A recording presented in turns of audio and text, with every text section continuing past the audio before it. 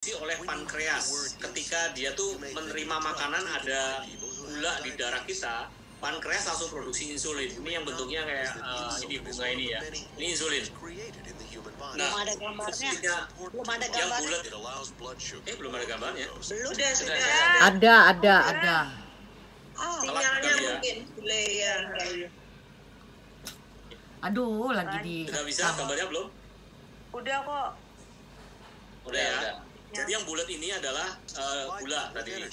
Nah, gula dipakai untuk menutrisi semua organ tubuh kita untuk perbaikan sel. Dikasih makan. Kalau nggak dikasih makan, mati. Karena sel kita tuh di tubuh kita tuh semua sel hidup, bukan sel mati ya. Yang butuh makan. Gitu. Nah, gunanya insulin apa sih? Insulin itu gunanya kayak kunci. Dia buka kunci di tubuh kita. Itu yang warna biru itu adalah reseptor kuncinya. Nah, tugasnya insulin adalah buka kunci. Nah, kuncinya perintahkan buka pintu. Pintunya dibuka, gulanya yang bulat-bulat masuk ke dalam tubuh, ke dalam sel untuk dibakar menjadi energi. Nah, itu fungsinya insulin itu adalah buka pintu doang, kunci pintu sebenarnya. Nah, kalau kita kekurangan insulin gimana gitu ya pertanyaannya. Insulin itu diproduksi oleh pankreas kita, namanya beta sel. Nah, beta sel itu produksi insulin. Nah, ada kelainan adalah autoimun ataupun kelainan bawaan, itu pankreasnya rusak. Tapi autoimun itu sel darah putih kita itu menyerang pankreas kita, beta selnya. Jadi beta sel di pankreas itu rusak, dia tidak bisa memproduksi insulin lagi. Nah, itu disebut adalah diabetes tipe 1. Nah, itu susah banget dan kemungkinan besar tidak bisa diobati gitu ya. Tapi kalau diabetes tipe 2, insulinnya ada, pankreasnya masih produksi, tetapi kuncinya nggak bisa buka reseptornya karena ada gangguan. Nah, ini bisa dilihat nih. Ini diabetes tipe 2 nih. Insulinnya yang kembang ada, tapi dia nggak mau buka. Kenapa? Karena ada gangguan. Gangguannya apa? Kelebihan insulin, terlalu banyak insulin gitu ya. Nggak mau buka dia. Akibatnya apa? Akibatnya juga dianggap sama kayak yang tipe 1. Nggak bisa buka berarti akibatnya apa sih kalau nggak bisa buka? Gulanya nggak bisa masuk, selnya nggak dapat makanan. Betul. Hanya di dalam darah ya.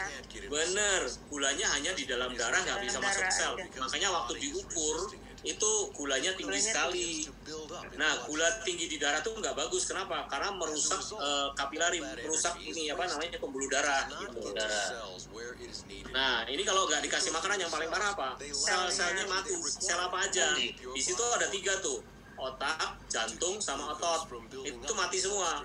Orang kalau kena gula itu kurus atau gendut? Kurus. Loh, kok aneh? Loh, padahal kalau orang kena Karena selnya mati. Sel-selnya gula mati, kan harusnya nggak dapat gendut dong, makanan. gulanya banyak kok. Selnya Nah, gulanya mati. Tapi kan di pembuluh gulanya darah. cuma di darah. Nggak masuk. Betul, pinter. Bener. Nah, buktinya sekarang ini ibu-ibu, bapak-bapak kayaknya kira-kira punya di Indonesia yang kita makan tuh biasanya karbohidrat sederhana kayak nasi putih ya. Kalau karbohidrat sederhana bercampur air liur, dia langsung jadi gula, langsung masuk ke darah, jadi glikogen ya. Nah, begitu ada gula di darah, otomatis tadi kan insulin deteksi tuh, ada makanan, harus diserap dong makanannya gitu kan. Langsung pankreasnya produksi insulin untuk buka pintunya. Seret. Nah, buka pintu baru gulanya bisa diserap, kasih makanan ke otot, otak, sama jantung. Gitu. Nah, tapi ukuran otot-otak jantung tuh nggak gede. Yang paling gede apa? Otot. Nah, kalau semua udah penuh, makanan kita terlalu banyak, makanannya sepiring full, makan nasi terus, dibuangnya kemana? Semua dibuangnya ke sel lemak, disimpan jadi energi gitu.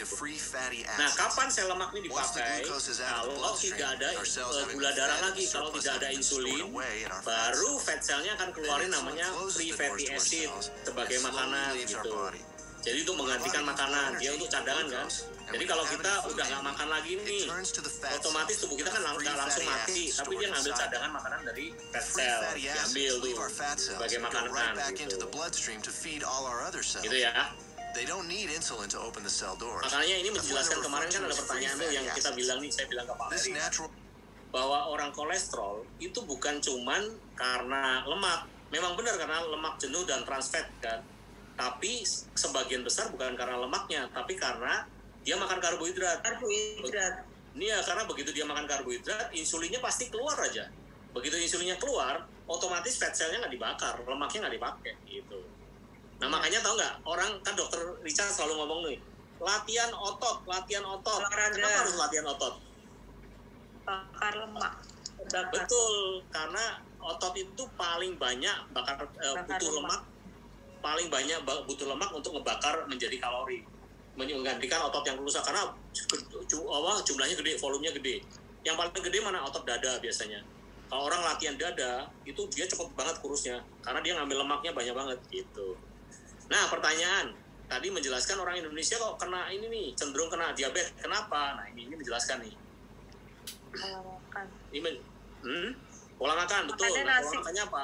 Makanannya nasi, bahan pokok. Betul. Nasi Paling gampang sebakul. gini. Pagi makannya apa? Bubur.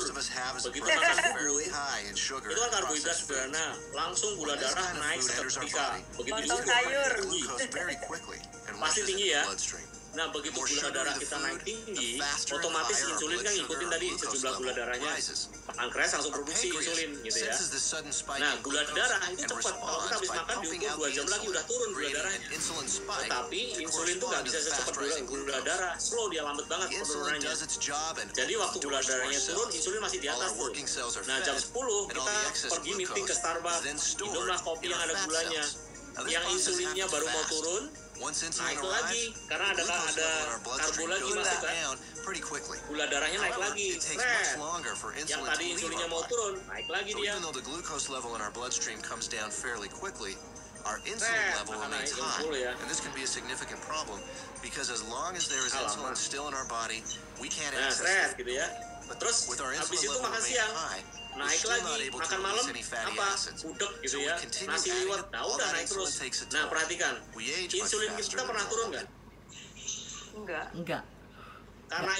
Karena insulinnya nggak turun-turun, jadi gini, tubuh kita tuh pinter.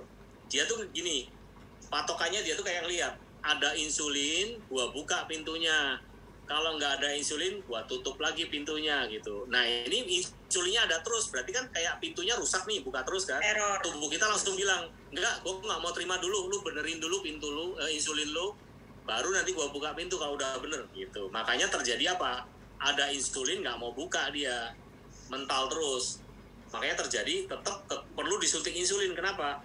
Supaya salah satu insulin dari sekian banyak insulin, salah satu bisa ngebuka kuncinya gitu. Insulin resistan. Nah, yang bisa sembuh mana? Tipe 2 nih bisa sekali sembuh gitu. Nah, orang yang banyak ngomong kesaksian, makan apple stem cell dan segala macam sehat, kenapa? Gulanya balik lagi dan segala macam. Kemungkinan besar dia tipe 2. Kalau tipe 1 nggak bisa, susah. Iya, betul. Ada orang yang ngomong nih, saya mana saya minum nggak ada pengaruhnya sama sekali. Nah, hati-hati ya, jangan over promise. Karena kalau dia tipe 1, itu udah rusak gitu. Ya mau dibenerin apanya gitu kan. Kecuali diinjek pakai stem cell, dia berubah lagi menjadi aktif lagi pankreasnya, mungkin bisa gitu. Beda lagi kalau tipe 1 tapi dia belum rusak sebenarnya, tapi ada gangguan, bisa juga gitu ya. Karena